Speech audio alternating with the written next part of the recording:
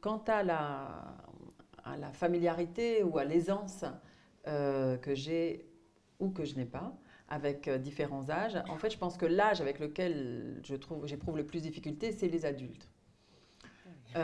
Mais les enfants, 3, 10, 12, 15, je ne sais pas jusqu'à quand, 25, 28 et demi, jusqu'à, je ne sais pas quand ça s'arrête en fait. Donc ça, c'est pas du tout un problème. Et en fait, le lecteur dont vous parlez, parce qu'on a toujours un lecteur, mais même quand on écrit pour adultes, en fait, c'était Marguerite Duras qui disait cette phrase, que je cite sûrement mal puisque de mémoire, j'écris pour voir ce que j'écris quand j'écris.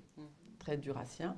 Mais il y a quelque chose de très juste là-dedans, c'est-à-dire que le premier lecteur de l'écrivain, c'est l'écrivain. C'est l'écrivain lecteur, c'est le lecteur en l'écrivain.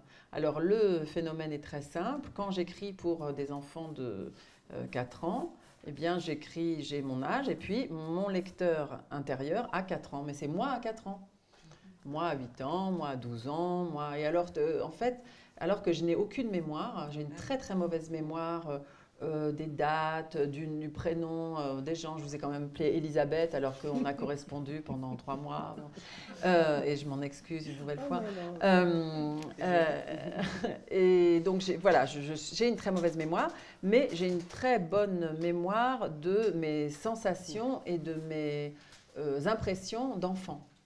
Et aussi, j'ai à un moment très déterminé dans ma vie, c'était un choix résolu dans mon existence. Quand j'étais enfant, je regardais les adultes avec beaucoup de méfiance et d'horreur, en me demandant ce qui avait bien pu leur arriver.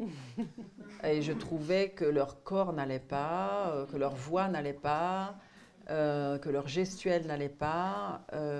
Je ne comprenais pas pourquoi ils étaient si grimaçants. Parce que pour moi, un visage d'adulte, c'est... Je ne sais pas, c'était les professeurs. Et je me disais, et puis ils ne nous comprenaient jamais. Ils nous grondaient toujours pour des mauvaises raisons. Ils étaient très injustes. Donc je m'étais dit, un jour sûrement de grande colère, moi, je n'oublierai jamais ce que c'est que d'être un enfant. Eux, ils ont oublié. Je ne sais pas comment ils ont fait, mais moi, je n'oublierai pas. Donc c'était un pacte passé avec moi-même et je l'ai fait. Je n'ai pas oublié. J'ai tout oublié sauf ça. Alors c'est très pratique pour mon travail. C'est beaucoup moins pratique pour élever des enfants.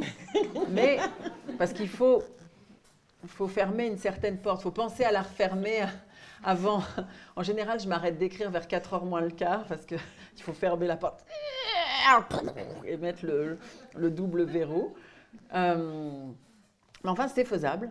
Et donc voilà, l'âge du lecteur n'a absolument pas de... J'ai jamais de terreur à l'avance en me disant « Ouh là là !» Et puis aussi, il y a des questions qu'on pose, et c'est assez rigolo pour ça d'être à la fois écrivain pour adultes et pour enfants. Donc une question qu'on me posait, c'était « Mais comment vous pouvez être sûr que l'enfant vous comprend ?» Et je disais « Mais le lecteur ne comprend jamais ce que j'écris, les adultes non plus. » C'est la plupart du temps, quand un adulte me parle d'un livre que j'ai écrit, je ne reconnais rien. Et c'est bien, c'est comme ça, c'est ça l'écriture. Le livre appartient à celui qui le lit, qui le réécrit en le lisant. Donc l'enfant, pareil.